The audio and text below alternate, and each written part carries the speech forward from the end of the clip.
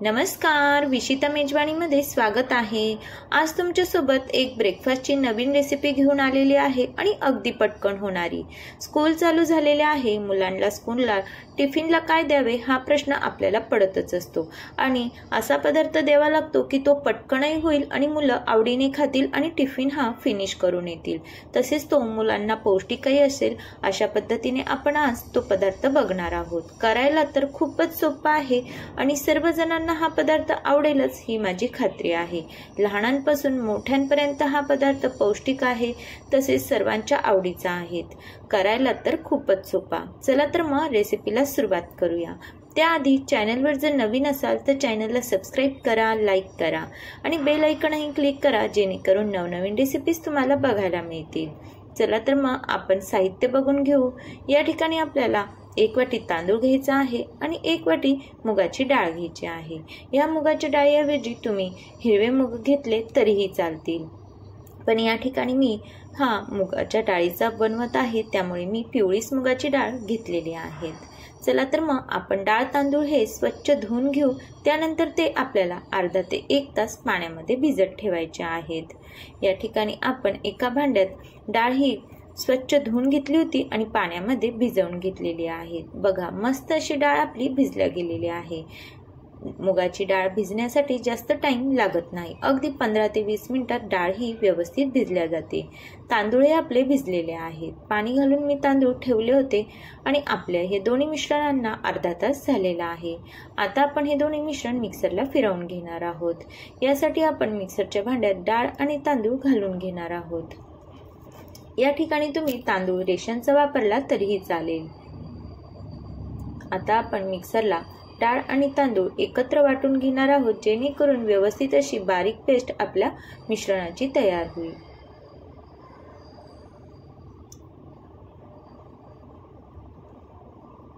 डाळ तांदूळ वाटत असताना आपल्याला या ठिकाणी 1 हिरवी मिरची घालायची आहेत आणि 1 छोटासा आल्याचा तुकडा घालायचा आहे।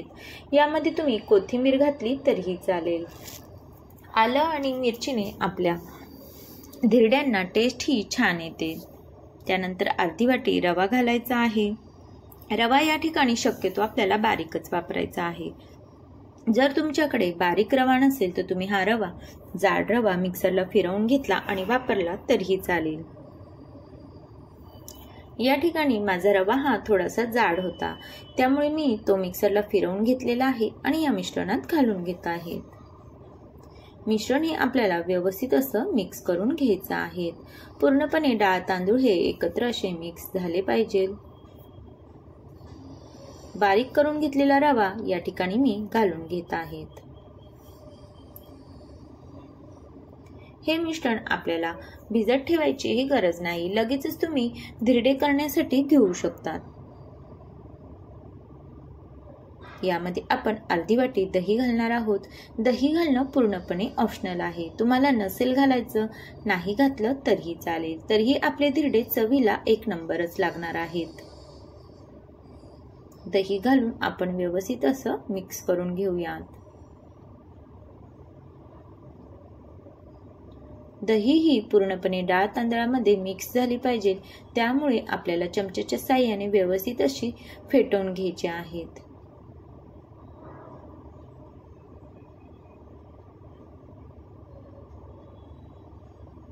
बघा, आपलं मिश्रण हे अगदी व्यवस्थित मिक्स झालेलं आहे।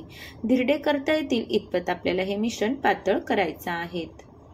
जास्त घट्टही नाही आणि जास्त पातळही नाही, अशा प्रकारे आपण हे मिश्रण करून घेणार आहोत।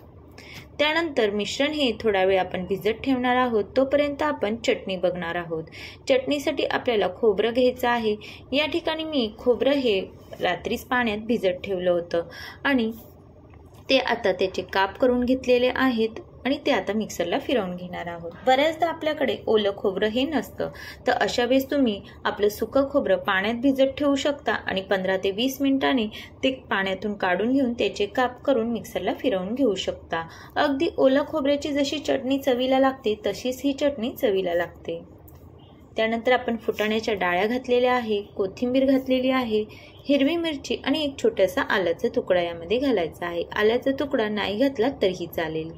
1 छोटा चमचा साखर घालायची आहेत आणि 1 ते 1.5 चमचा दही घालून घ्यायचे आहेत. चवीनुसार आपल्याला मीठ घालायचं आहे. दही जर तुमच्याकडे नसेल तर तुम्ही या ठिकाणी लिंबाचा रस वापरू शकता. या ठिकाणी मी 1.5 चमचा दही घातलेला आहे आणि आता आपल्याला पाणी घालून ही चटणी मिक्सरला फिरवून घ्यायची आहेत. बघा, मस्त अशी चटणी आपली तयार झालेली आहे. या चटणीला तुम्हाला तडका द्यायची ही गरज पडत नाही. ही चटणी अशीच खायला खूप छान अशी लागते. आता आपण ती एका भांड्यात काढून घेऊ. बघा, अगदी 2 मिनिटात आपली चटणी तयार झालेली आहे. आता आपण डाळ तांदळाचं मिश्रण घेतलेलं आहे आणि त्यात चवीनुसार मीठ घालून घेतलेलं आहे. मीठ घालून परत एकदा हे मिश्रण व्यवस्थित फेटून घ्यायचं आहे. आपण या ठिकाणी रवा घातला होता. बघा, रवाही अगदी 10 मिनिटात व्यवस्थित असा फुललेला आहे आणि हे मिश्रण थोडं घट्ट झालेलं आहे.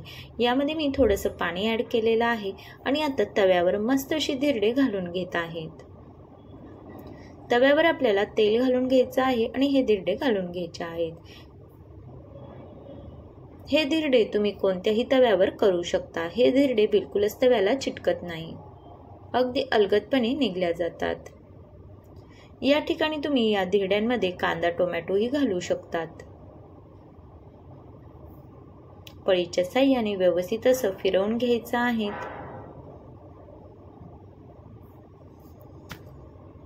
अगदी हलक्या हाताने आपल्याला हे धिरडे फिरवायचे आहेत.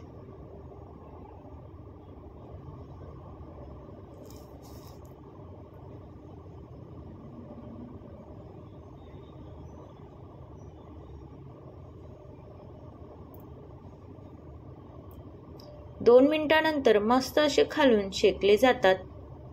त्यानंतर आपल्याला उन्हातलीच्या साहाय्याने हे धिरडे पलटवून घ्यायचे आहे आणि दुसऱ्या साईडनेही व्यवस्थित असे भाजून घ्यायचे आहेत. बघा, किती छान असे आपले धिरडे खालच्या साईडने भाजल्या गेलेले आहेत आणि बिलकुलही तव्याला चिटकलेलं नाही.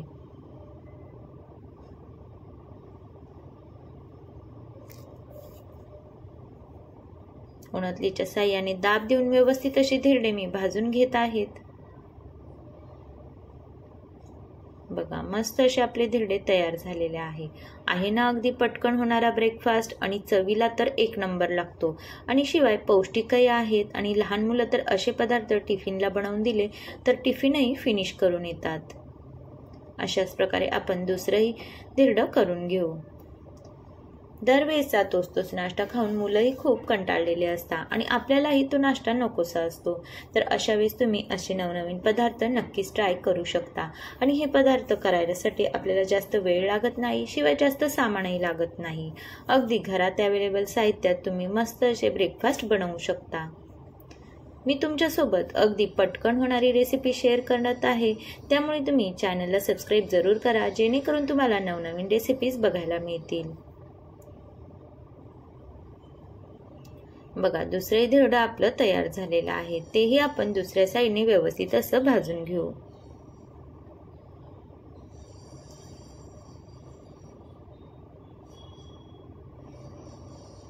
बघा, आपले मस्त असे धिरडे तयार झालेले आहेत.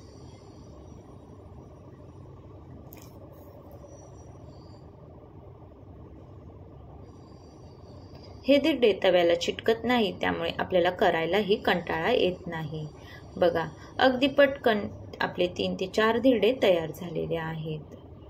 कमी वेळेत टेस्टी असा ब्रेकफास्ट आहे, त्यामुळे तुम्ही हा ब्रेकफास्ट नक्कीच ट्राय करा, तुम्हालाही खूप आवडेल. बघा, किती छान असे दिसत आहे ना. गरम गरम तर हे चवीला 1 नंबर लागतात. यासोबत मस्त अशी चटणी तुम्ही घेऊ शकता किंवा हे धिरडे तुम्ही नुसतेही खाल्ले तरी ते खूपच छान लागतात. तर अशा प्रकारे तुम्ही ब्रेकफास्ट नक्की करून बघा, तुम्हालाही खूप आवडेल. तसेच लहान मुलांना टिफिनलाही देऊन बघा, तुमची मुलंही आवडीने खातील आणि टिफिन फिनिश करून येतील. तर तुम्हाला ही रेसिपी कशी वाटली कमेंट्स करून नक्की सांगा.